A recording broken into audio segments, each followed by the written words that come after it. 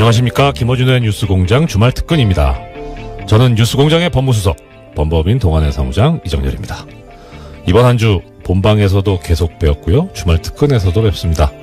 특근에서도 또 뵙게 되니 더 반갑습니다. 이번 한 주 어떠셨는지요? 정말 추웠죠? 그래도 우리는 이 추위를 이겨내면서 잘 살아오고 있습니다. 추위가 더할수록 따뜻한 봄이 가까워지고 있다는 희망을 가지고 말이죠.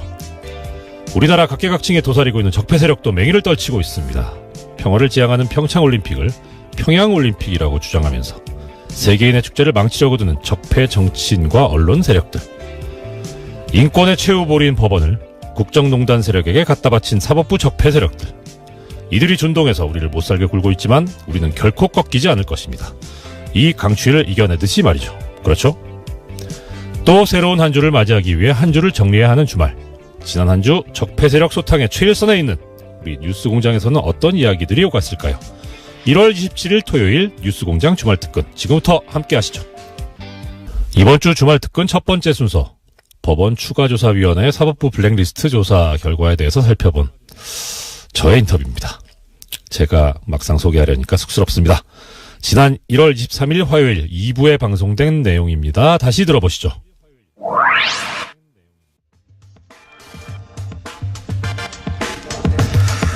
법원의 추가조사위, 블랙리스트에 대한 추가조사위죠.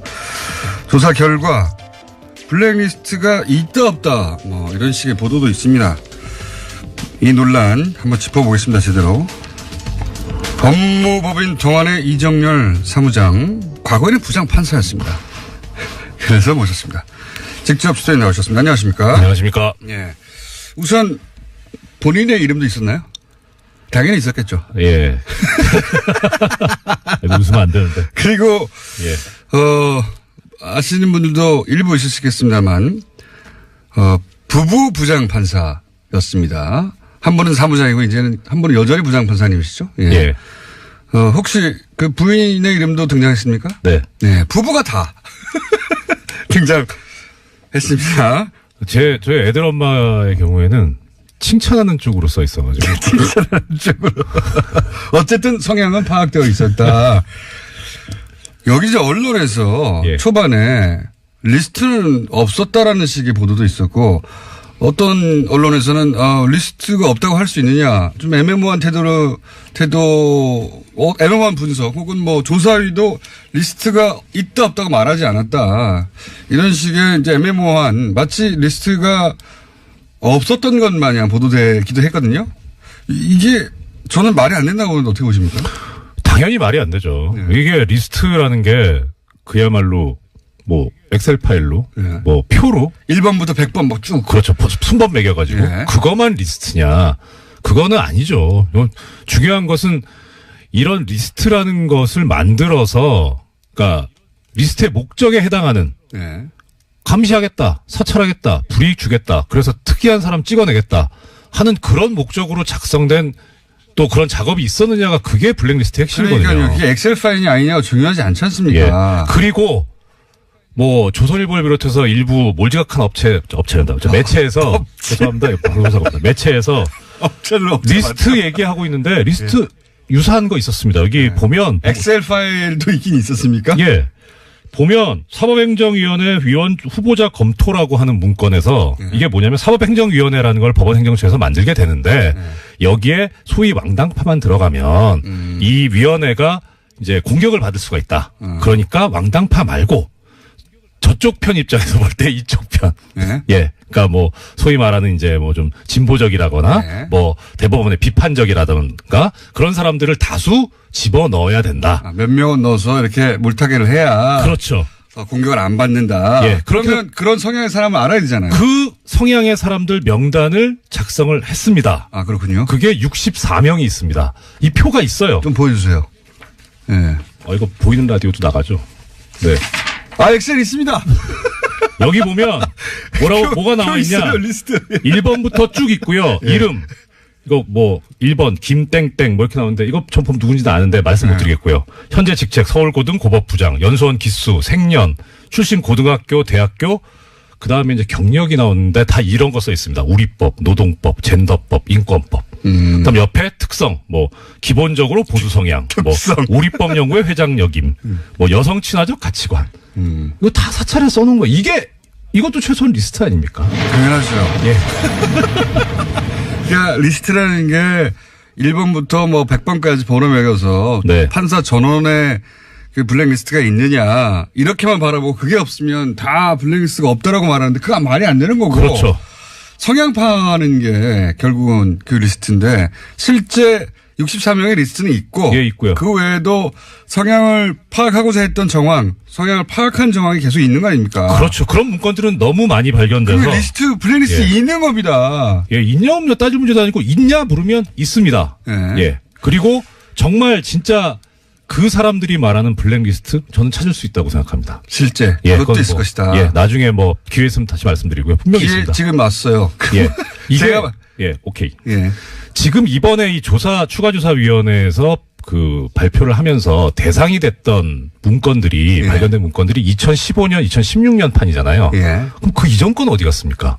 그렇죠. 예. 그런 리스트는 진작부터 있었을 수 있겠네요. 예, 그러니까 이게 지금 이게 두 가지 지금 방법이 있는데요. 하나는 어제 뭐 보도가 나오긴 했습니다만 이 법원행정처라고 하는 데가 기본적으로 판결을 쓰는 데가 아니기 때문에 판사들한테 익숙한 자리가 아니거든요. 행정직 자리겠죠. 그렇죠. 예. 그러니까 업무 인수인계가 정말 뭐 이렇게 뭐라 그래야 되죠? 타이트합니다. 아하. 그러니까 종전에 있던 자료들 다 하나도 안 버리고 축적돼서 봤거든요. 아하. 그래야지 옛날에 또 판사들이다 보니까 그 꼼꼼해가지고 그렇죠. 그런 게 옛날에 문서에 뭐라고 어떤 형식으로 썼는지를 알아야 그래야 그거를 뭐 베끼든 뭐 벤치마킹을 하든 해가지고 쓰니까 아, 그렇죠. 옛날 형식 것들 다 자체도 있어요. 모르니까. 다 했습니다. 그 안에 다 있다. 예, 근데 그게 지금 이제 삭제를 했겠죠. 증거인멸 한다고. 300개는 삭제했다는 나왔어 이미. 예, 그렇죠. 예. 그런데 지금 현재 이번에 그 조사 대상이 되었던 PC가 예. 보통 이제 판사들이 쓰고 있는 PC 같은 경우에는 한 2, 3년 주기로 바꿔주거든요. 교체를 합니다. 신형으로. 제일 좋은 거. 하지만 파일은 옮긴다는 거죠. 그렇죠. 파일은 옮기죠. 예. 그리고 그 쓰던 PC는 이제 법원 일반직 공무원들한테 가거든요. 예. 그러면 거기에 지금 이제 지워진 파일들이 있겠죠. 아, 그걸 조사하면 된다. 그렇죠. 근데 이거는 못 봐요. 왜냐하면 법원에 이번에 지금 추가조사위원회에서는 어차피 강제 수사권이 없기 때문에 이건 그렇죠. 압수수색해야 되거든요. 네. 이건 수사기관이 나서야 되는 거죠. 이제 지금 그 조사의 한계가 법원 행정처에서 그 내가 못 줘. 그러면 조사를 못 했다는 거잖아요. 그렇죠. 그러니까 우리는 일반적으로 아니 대법원장이 직접 나섰는데 그게 안 되나 싶은데 그게 안 되나 봐요? 그러니까 일단은 조사기 때문에 이 조사라고 하는 건 임의 수사라 그래서 상대방의 동의가 있어야 됩니다. 아. 동의가 없으면 어떤 이제 긴급 피난이라든가 어려운 이론을 들이밀면서 이제 예외적으로 극히 예외적으로 할 수 있는 거죠. 서로들 판사기 때문에. 그러니까요. 서로들 판사기 때문에 아니 당신 동의 받았어 뭐 이런 그런 상황이기 때문에 법을 어기는 어떤 조사는 절대 할 수가 없는 거군요. 예, 그런 거에 대해서 되게 부담을 느끼죠. 그러니까 그런 부담감을 알고 있기 때문에 이 양승태나 내지는 법원 행정처에 부역했던 판사들이 저번에 들고 나온 거죠. 뭐 절차 위반이다, 사생활 침해한다, 이딴 논리를 들고 나온 거죠. 이런 게 나올까 보는 거죠. 그래서 지금 당연히 알죠, 그 사람들은. 지금 조사했던 방식은 키워드로 네. 일부 그러니까 제출되지 않은 것은 아예 조사도 못했고 네. 일부 게다가 비밀번호가 걸려 있는 거 열어보지도 못했던 거 아닙니까? 그렇죠. 비밀번호를 모르니까. 어마어마하게 나올 수도 있는 거예요. 네. 하루 빨리 수사 의뢰해야 되는 거 아닙니까 이제? 그렇죠. 이거 또 어차피 양승태 씨 같은 경우는 지금 고발당해 있거든요. 네. 그러니까 거기에다 추가해가지고 그냥 압수수색 영장 발부받아서 하면 됩니다. 그러니까 저 말씀도 나왔습니다만 원세훈 전 국정원장 재판 같은 경우에는 네. 이거 완전히 법원을 들어다 갖다 바쳤잖아요. 그렇게 느끼는 거군요. 예. 자기들은 입으로는 사법권 독립 얘기하면서 뒤로는 법원을 그것도 청와대 일개 수석 비서관한테 갖다 바친 거 아닙니까? 우병우 민정수석한테. 예. 이런 작태를 벌였으니 화가 나죠. 그러니까 제가 이제 브리핑에서 우병우 민정수석이 2심에서 이제 원재훈 전 국정원장에다 실형이 나왔잖아요. 네. 예. 실형 3년이 나오니까 그러면 전원 합의체로 보내달라. 네. 그래서 실제 전원 합의체로 보내줬어요. 기가 막히죠. 이게 전원 합의체로 보내달라는 게 의미가 뭡니까? 일단 법적으로. 대법원 전원합의체라고 하는 데는 대한민국에 존재하는 법원 중에 최고 최강이죠. 아, 여기서 결정되면 뒤집기 어렵다. 예, 이것을 뒤집으려면 원래 그 대법원 전원합의체라는 데가 어떤 데냐면 종전의 판례가 잘못됐다고 생각됐을 때 그 판례를 뒤집는 데예요. 아하. 그러니까 대법원 전원합의체에서 뭔가를 했다라고 하면 하나의 판례가 되는 거고 아하. 이 판례는 향후 10년간은 최소한 효력이 있다고 봐야죠. 아하. 그러니까 그냥 일반 소부에서 대법관 3명, 4명이 하는 재판도 하급심에서는 뒤집지 못하게 하는 게 이제 이 법원조직법상의 규정이긴 한데 그건 이제 당해 재판부만 그 재판을 하는 그 재판부만 이 구속을 할 뿐이고 다른 판사들한테 미치는 영향까지는 그렇게 크진 않거든요. 근데 대법원 전원합의체는 크죠.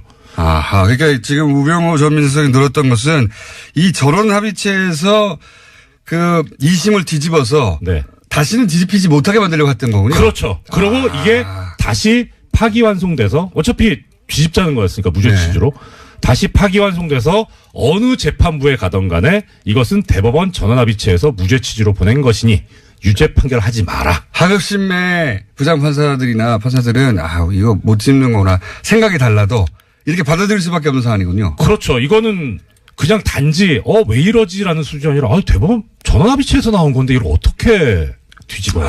그러니까 이런 거죠. 우병우 수석은 전원합의체 근데 전원합의체 단순히 보내라는 것만 가지고는 본인의 뜻을 달성할 수가 없어요. 그렇죠. 전원합의체 보낸 다음에 지금 20을 뒤집을 계획을 해야 네.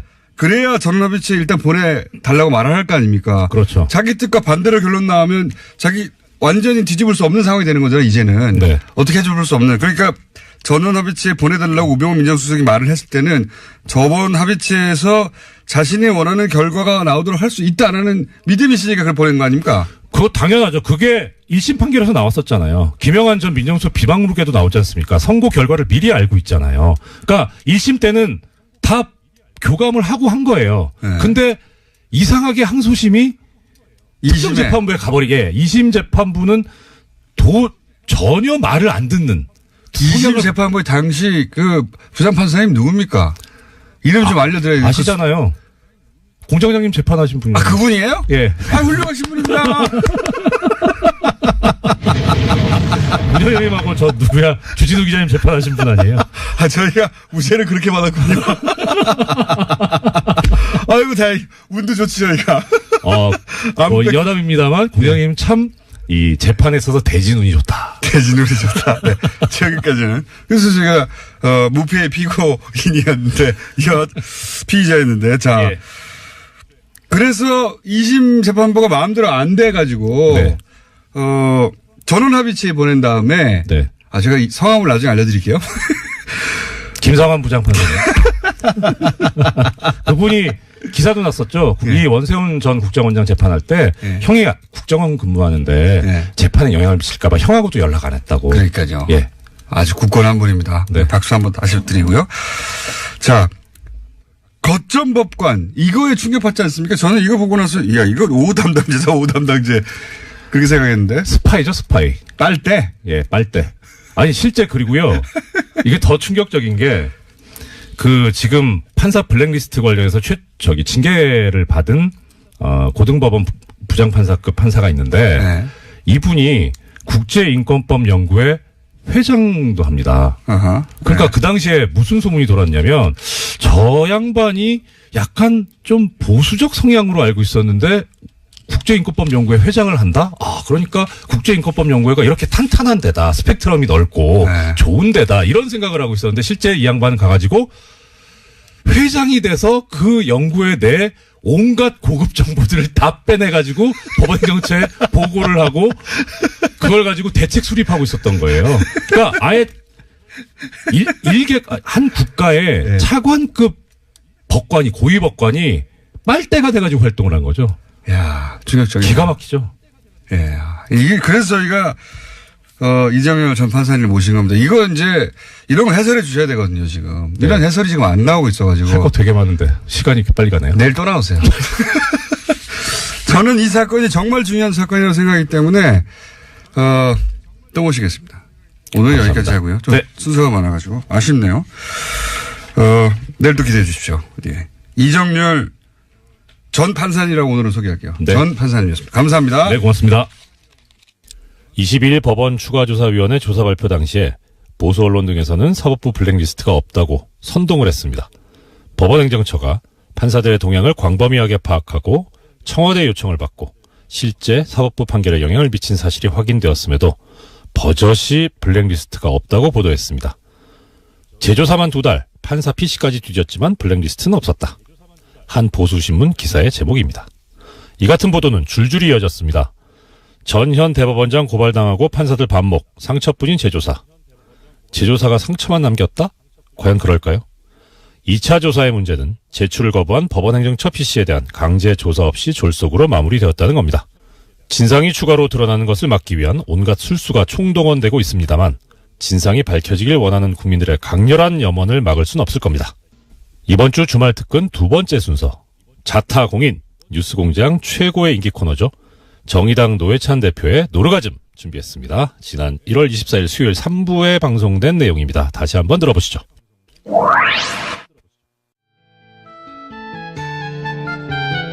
자, 저희가 2분을 썼습니다. 노르가즘 노회찬 원내대표 나오셨습니다. 안녕하십니까? 네, 안녕하십니까? 네. 사실은 요 사안은 또 전문가 아니십니까? 법조계 출신으로서. 그러니까요. 본인이 이제 이 법원을 통해서 의원직도 상실한 바가 있기 때문에 예. 하실 말씀 아시죠 이게? 예.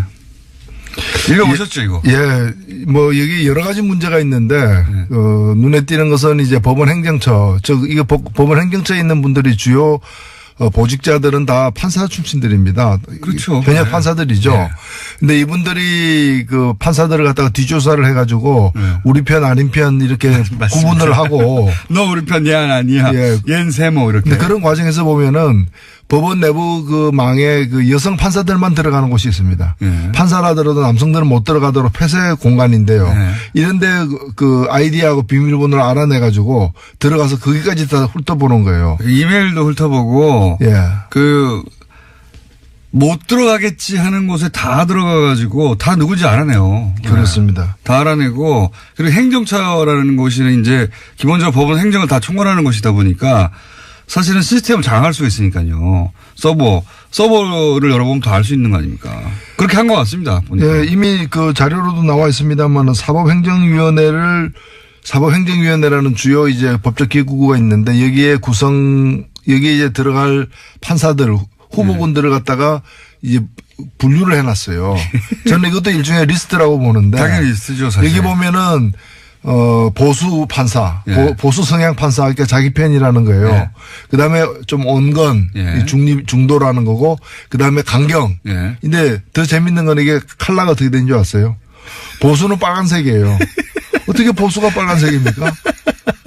새누리가 빨간색이지. 그러니까요. 보수 빨간색이고, 그리고 강경이 무슨 색인 줄 아세요? 블랙입니다. 까만색이에요. 어떻게 해야 됩니까? 김명수 대법원장에게 마지막 기회, 한 번의 기회가 주어져 있다. 지금 진상조사위원회도 진상을 파악하지 못했고 추가조사위원회는 문서만 파악했어요. 그렇죠. 이번에 파악된 문서 중에 문제가 되는 내용들이 많았잖아요. 예. 이것들이 실행됐는지 안 됐는지는 추가조사위원회에서 조사를 안 했습니다. 예. 그럼 이건 조사 안 하고 넘어갈 거냐. 그러니까 그럴 수는 없지 않습니까? 예. 이런 일이 밝혀졌는데. 예. 그렇다면 여기까지 조사를 해야 되고 아직 조사하지 않은 어떤 임종원 개인용 PC라거나 이런 까지 다 더 조사를 갖다가 해야 되는 마지막 조사 기회가 한 번 남아있고 이 기회마저도 살리지 못한다면 지금 대법원장이 고심 중에 있는 걸로 알고 있는데 예. 이 기회마저 살리지 못한다면은 외부 강제 수사는 불가피하다. 예. 그렇지 않다면 우리가 과거에 안개부에서 쪽지 나오는 대로 판결하고 청와대에서 전화 오는 대로 판결했던 그런 치욕스러운 그 과거로 돌아가는 걸 용인하는 꼴이 아니기 때문에 용인하는 꼴에 다름없기 때문입니다. 그러니까 이게 이렇게 이 정도 나왔는데 넘어갈 수가 없어요, 사실. 국민들이 다 봤는데 어떡합니까? 그리고 너무 저는 유치했어요, 사실은. 이게 경악스럽기도 했지만 동시에 유치하기도 했습니다. 이게 뭐 한반에서 쟤 누구 편이야? 물어보고, 쟤 누구 편이야? 물어보고, 옆반에 그 담임한테 얘기해. 뭐 이런 수준을 전혀 벗어나지 않아요, 전혀. 그럼 문장 되게 웃깁니다. 무슨 누구누구 판사 같은 경우에 이제, 분석을 하면서, 이 사람을 낄 때, 안 낄 때 판단이 밝아. 뭐 이런. 그 다음에 아까 빨간색, 까만색, 지금 초록, 푸른색으로 이렇게 구분한 리스트 있죠. 그게 네. 사법행정위원회 구성할 때 뭐라고 나와 있냐면은 너무 우리 편으로만 하면은 그러니까요. 국제임금법학에서 이제 꼬투리 잡힐 우려가 있기 때문에 조심해야 된다. 적당히 섞어라 뭐 이런 거. 나름대로 머리 좀 써보자. 그 좋은 머리를 그런 데 쓰고 있었죠. 아, 문장들도 너무 웃겨요. 예. 속칭 낄 때 안 낄 때. 판사들 스스로 내부 판사들에 대해서 이렇게 굉장히 길게 분석해놔서 이 사람은 이렇고 이 사람은 저렇고 예, 그러면서 뭐 자신한테 불이익이 오지 않는 이슈에 대해서는 강한 어조로 비판하는데 반대의 경우는 침묵한다. 예, 뭐. 이런 평가를 받으면 치욕적이죠. 굉장히 자세히 써 있어요. 개별 판사에 대해서 이 사찰이 좀 뭡니까? 이런 내용으로 가득 찬 문건입니다. 근데 이게 일부에 불과하다는 거. 어떤 내용이 있길래 나머지는 아예 내놓지 않았을까 궁금하죠. 이거 궁금하네요. 이상의 내용이 있다는 거죠. 네. 예. 그거 나오면 파괴력이 엄청날 거라고 봅니다. 근데 외부에서 강제로 한다는 건 그러면 외부에서 고소고발이 있어야 된다. 그렇게 되나요? 그렇게 돼야 되나요? 이런 상황으로 계속하면은 아마도 무슨 시민단체나 이런 데서 뭐 고소고발이 있지 않겠습니까? 가만히 있을 수 없죠, 사실. 예. 예. 특히나 원세훈 재판과 네. 관련해서는 이게 지금 2심에서 유죄가 난 거고 다들 이제 상식적인 판결이 나왔다고 생각했는데 5개월 만에 대법원에서 엎어져서 맞습니다. 다들 놀랬지 않습니까? 근데 지금 그 판결 대법원에서 전원 합의로다가 무죄 판결 낸 게 잘 됐다고 얘기하지만 그 뒤에 어떻게 됐습니까? 파기환송됐는데 네. 항소심에서 다시 대법원 말 안 듣고 예. 웬만하면 대법원에서 파기환송하면 대법원 말 듣게 돼 있죠. 예. 근데 두 번째 항소심 재판부에서 이건 말도 아니다 해가지고 다시 유죄로 해가 올렸지 않습니까? 예. 그러니까 최종 유죄로 되지 않았습니까? 그러니까요. 그 얘기는 대법원 13대 빵으로 그 무죄라고 판결 내렸던 그 13명이 진짜 엉터리 판결했다는 게 자기들 내부 판결에 의해서도 입증이 된 거 아니에요. 게다가 문건이 안 나왔으면 모르겠는데 문건에 우병우 민정수석의 요청이 있었잖아요. 그러니까요. 어떻게 의심 안 합니까 이거를. 요청이 있고 요청한 대로 저번 합의체로 판결을 냈는데 그 판결 자체도 굉장히 논란이 판결이었거든요. 13대 0도. 말도 안 되는 거라고 했었는데 그게 이래서 이랬구나 생각할 수밖에 없죠. 그렇죠. 예. 그래서 그런 원세훈 재판만이 아닐 거라고 사실 보는 것이고요. 맞습니다. 그런 중요한 재판마다 청와대의 의견이 법원에 의해서 수용되는 그런 과정을 우리가 밝혀내야 됩니다. 이 사건 굉장히 중요한 사건이라 저희가 앞으로 계속 다루겠습니다. 못지않게 큰 일들이 많이 있었어요. 예를 들어서 나경원 의원이 IOC 항의 서한을 보냈다든가 여기에 대해서 이제 화가 나는 국민들도 있고 그리고 북한 평창올림픽이 평양올림픽이다라고 보수 신문과 야당에서는 계속 공격하고 있고 이거 어떻게 전체적으로 보십니까? 이 올림픽을 공격하는 보수. 특히 나경원 그 의원은 패럴림픽 우리나라 네. 그 국제 패럴림픽의 집행위원이에요. 네. 그다음에 우리나라 이게 평창 동계올림픽에 또 그 조직위원이기도 하고요. 맞습니다. 물론 그 조직위원은 뭐 거의 29명, 30명 되는 이제 거대한 규모입니다만은 이런 분이 그것도 IOC에다가 그 편지를 썼다는 것 자체가 저는 상식적으로 납득이 안 가요. 아니, 국무위원이 이 정부의 시책 중에 문제가 있습니다 하고 유엔에다가 항의사안 보내는 거하고 똑같은 거 아니에요. 아니, 그럼 본인이 그럼 조직위원이니까 그게 잘못됐다고 정말 믿는다면은 그 조직위원회 내에서 문제 제기를 해야 되는 것이고 안 되면은 자기가 조직위원을 사퇴해야죠. 그때 성명 한 장 발표하는 정도여야지 이걸 IOC는 그리고 상식적으로 보면은 이번에 단일팀 같은 경우에는 사실 이 단일팀은 이 단일팀으로 2018년 평창 동계올림픽 지원에 관련된 특별법이 있어요. 네. 이 법에 보면은 제3조 84조에 보면은 이 단일팀을 만들도록 되어 있습니다. 그거가 근데 이 법을 누가 처음에 제안했느냐? 권성동 의원. 예. 그다음에 또 다른 당시에 그 새누리당 의원들이 두 개의 법안을 냈는데 둘 다 이게 들어가 있어요. 그러니까 자기들이 만든 법이에요. 맞습니다. 2011년에 2011년에 이명박 전 대통령 때 예. 자기들이 내서 자기들이 만든 법에 의해서 지금 시행되고 있는 거예요. 갑자기 나온 게 아니라. 예. 그런데 그걸 가지고 마치 그것 때문에 평양 그리고 이 정도 되면요. 나경원 의원 정도의 지위라면은 자기가 여자 하키 선수들 만나야 돼요. 만나가지고 정말 그 수년 동안 땀 흘려 노력했을 텐데 출전 기회나 시간이 조금 줄어들게 되어서 너무 얼마나 가슴 아프냐. 정말 미안하다. 그러나 더 크게 보자. 이 올림픽이 어떤 올림픽이냐. 지금 전쟁 중에 벌어지는 휴전과 같은 올림픽이다.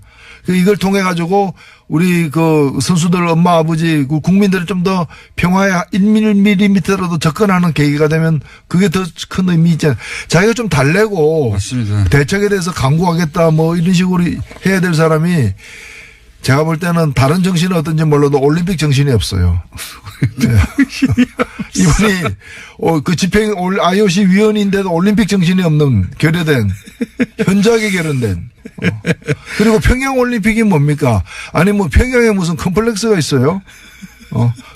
그런 식이면은 올림픽이 평양 올림픽으로 변질됐다. 그러면 음식이 완전히 그럼 평양 냉면도 문제 삼아야지. 왜 냉면은 다 평양 아니면 함흥이냐. 서울냉면, 수원냉면 왜 없느냐. 대한요식협회에다가 이거 완전히 정치적으로 중립이 깨진 거 아니냐 이렇게 항의를 해야지. 식당마다 가면서. 두려워하는 건 평화예요. 남북 간에 늘 군사적으로 이렇게 긴장돼 있고 전쟁이 언제 일어날지도 몰라야 자기들이 그나마 살 그 틈이 생기는데 그런 게 이제 평화로와 대화로 하면은 그렇잖아요. 핵무기 달라고 구걸하러도 다니고 막 이랬는데 평화 시절에 오면은 골치 아프잖아요 이게. 그러니까 자신들이 서식하고 이렇게 번성할 기회가 점점 적어지는 거죠. 네, 서식지가 줄어들고. 네. 그러다 보니까 이제 이런 논란을 막 키우고 있는데 게다가 이 법안들도 자기가 만들었고 자기들이 집권하고 있을 때는 자기들이 인공기 옆에서 한반도기 흔들면서 엄청나게 응원도 했었어요. 네. 지금 반대하는 분들 사진이 많이 찍혀 있습니다. 북한 응원단 옆에서. 그때 그런 얘기 전혀 안 했거든요. 예, 북한은 핑계인 것이고 자기들이 궁색하게 되는 자신들의 그 처지, 그 불우한 처지가 이제 원망스러운 거죠. 불우한 처지. 자, 그렇습니다. 예. 평양 올림픽이라는 비난은 진짜 말이 안 된다고 봅니다. 예. 북한에서 이거 서울 올림픽에 왜 들러리 쓰고 있느냐 이렇게 나온다면 얘기가 되는데 예, 말이 안 된다고 보고 예, 국민당은 이제 완전한 파탄에 이른 것 같습니다. 그죠? 예. 그죠? 그걸 완전한 파탄에 이른 서로 성명전 하는 걸 보면 예, 남북보다 더합니다. 그 정도에 이르러서 대화는 끝인 것 같고 서로 징계하라고 하고 있고요. 예. 그냥 안타깝죠. 국민들이 이제 그런 걸 보면서 이제 뭔가 좀 이렇게 하다가 뜻이 달라질 수도 있는데 합의하에 갈라서거나 이제 그러질 왜 못하느냐. 비례대표 출당 문제는 어떻게 생각하십니까? 저는 해줘야 된다고 봐요. 저는 유승민 대표의 얘기가 옳다고 봅니다. 저는 그런 점에서는 유승민 대표가 이제 중간중간에 보면은 굉장히 이성적인 판단을 내릴 때가 늘 그렇다기보다는 중간중간에 이제. 남북 문제에서는 좀 의견이. 예, 좀 다릅니다만. 이 문제에 있어서는 그 말이 맞아요.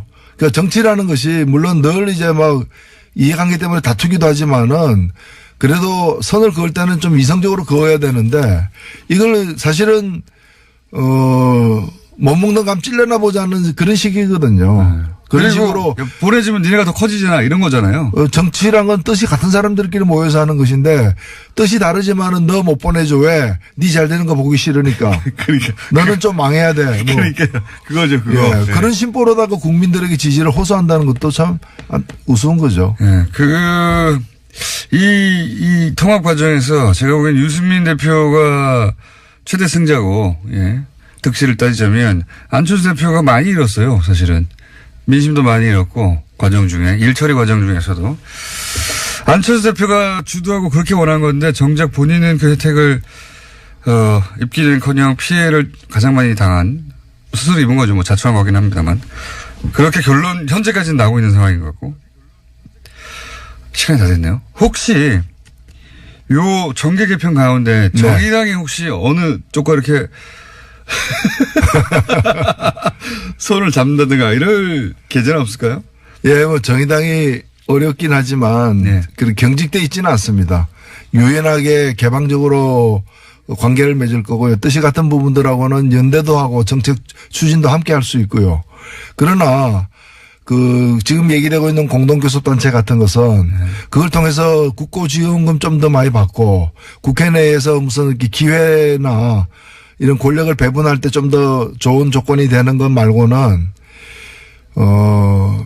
우리 국민들 앞에 같이 해야 될 이유를 설명하기가 쉽지가 않다는 점에서 저는 사랑을 하지 않으면서 결혼하는 거 있죠. 비자를 얻거나 뭐 국적을 얻거나 그런 걸 우리가 뭐라고 그럽니까? 위장 결혼이잖아요. 네. 국민 앞에 위장하는 일은 없을 것입니다. 그래요. 네. 그런 얘기도 일각에서 있길래 이제 저쪽에서 뭐 많아봐야 15석이나 그 정도 된다고 하면 정의당과 같이 이렇게 그리고 지금은 또 그런 셈법을 할 때도 아니지 않습니까? 지금은 각자 자기 세력을 잘 이렇게 보존해서 국민들 앞에 당당하게 임해야 될 때라고 봅니다. 알겠습니다. 예. 이런 얘기가 정의당 내부에서도 있긴 있습니까 혹시?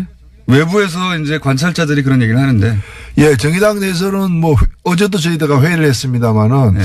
이런 문제 제기가 바깥에서도 나오는데 한번 토의해보자. 네. 이런 얘기하는 분들이 없어요. 전부 다 뭐 파리바게트가 어떻고 최저임금이 어떻고 민생 문제 이런 데만 관심이 있어서. 예. 예. 근데 이게 좀 저희들이 바쁩니다, 사실.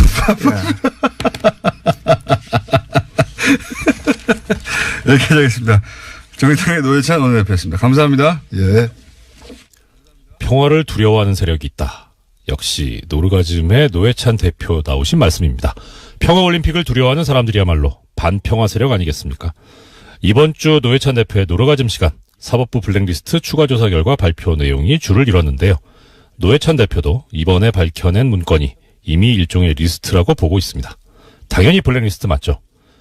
완전히 독립적으로 운영되어야 할 법원이, 특히 대법원이 청와대와 긴밀하게 유착했다는 것은 대단히 심각한 사안으로 반드시 조사해야 한다는 노회찬 대표님 말씀 1000% 동의합니다. 김영수 대법원장이 김소영 법원행정처장을 경질했습니다. 법원 인적 쇄신의 신호탄이 될 겁니다. 법원 스스로 셀프 개혁만으로 현재 혼란을 수습할 수 있을까요? 저도 그렇지만 많은 분들께서 힘들다고 보고 계신 것 같습니다. 이번 주 주말 특근 마지막 순서, 오래간만에 정태인 소장님 코너를 준비해봤습니다. 독감으로 2주 연속 방송을 하지 못하셨는데요. 3주 만에 재개된 칼 폴라니 사회경제연구소 정태인 소장의 경제는 코너. 지난 1월 23일 화요일 4부에 방송된 내용입니다. 다시 들어보시죠.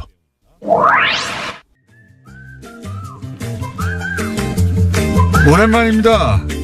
그동안 독감으로 못 나오셨던 칼 폴라니 사회경제연구소 정태인 소장님 나오셨습니다. 안녕하십니까? 네, 안녕하세요. 네. 소장님이 연속 2주 못 나오셨죠? 네. 예, 3주째 나오셨는데 소장님 어디 갔냐는 문자가 안 왔어요. 네네. 그런데, 예. 위력은 대단합니다. 제가 1월 3일 날 어머니 모시고 어딜 가느라고 가다가 주유소에서 기름을 넣었거든요. 네. 근데 제가 딱 그 얘기 가득 채워주세요. 5글자를 얘기했는데, 네. 그 주유하시던 분이 혹시 라디오 출연하시잖아요. 목소리. 예, 목소리만 듣고. 가득 채워주세요. 그래서 주유하다 말고 나와서 사진 찍었어요, 그분하고. 근데 그분 얘기가, 네. 그분이 이제 거기서 아르바이트 하시는 분 같은데, 최저임금 같은 걸로 도와주셔서 감사하다고. 자. 그래서 오늘 최저임금 이슈가 정해졌군요. 아, 그런가요?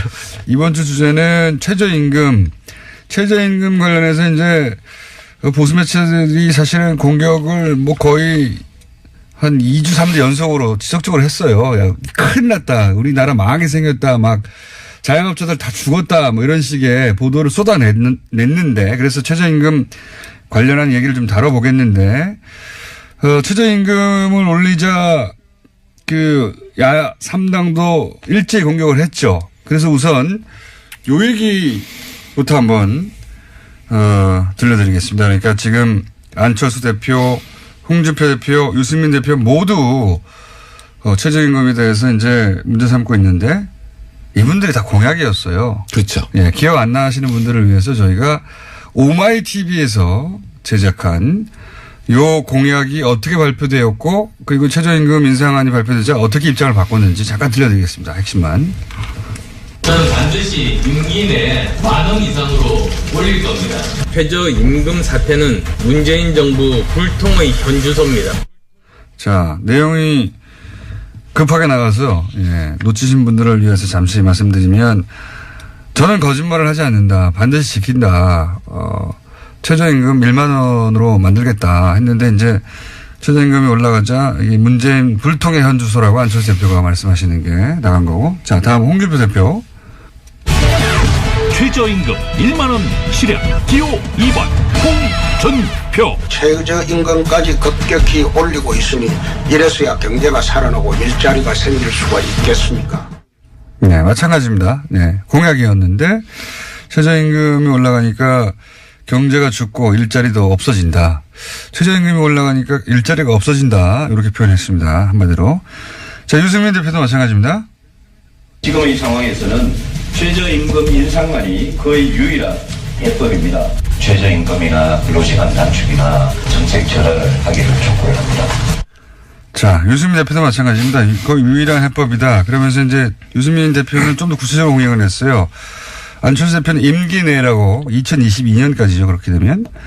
유승민 대표는 2020년까지 10,000원. 근데 이제 지금처럼 급격히 올리면 안 된다고 그랬는데 20년까지 10,000원 올리려면 매년 한 15% 정도 올라가야 돼요. 네. 네. 급격히 올라가야 됩니다. 사실은 당시에 5명의 후보가 3년이냐 5년이냐의 차이가 있었지 다 10,000원까지 올린다는 약속을 했죠. 그렇죠. 둘 중에 하나잖아요. 그러니까 그때 얘기가 거짓말이었던가, 그러니까 속으로는 안 되는데 표 얻으려고 했던가, 아니면은 그땐 맞았는데 지금 1년 사이에 경제가 나빠져서 이제 안 되겠다라고 판단하든가 둘 중에 하나잖아요. 그렇죠. 예, 첫 번째는 이제 얘기할 필요가 없고 거짓말한 거니까. 그럼 1년 만에 경제가 나빠졌냐?